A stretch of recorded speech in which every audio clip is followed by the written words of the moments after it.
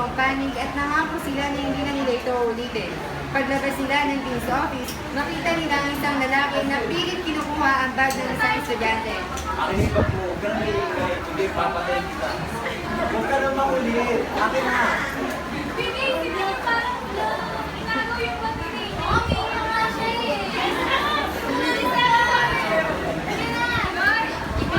Ipinagbigay alam ng mga magkakaibigan sa school guard ang nangyari, kaya naman agad nila itong naagapan.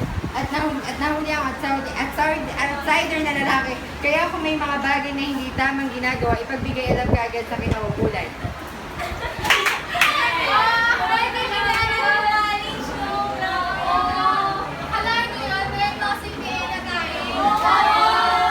At dyan nagtatapos ang kwento ng magkakaibigan na ngayon ay CPA na.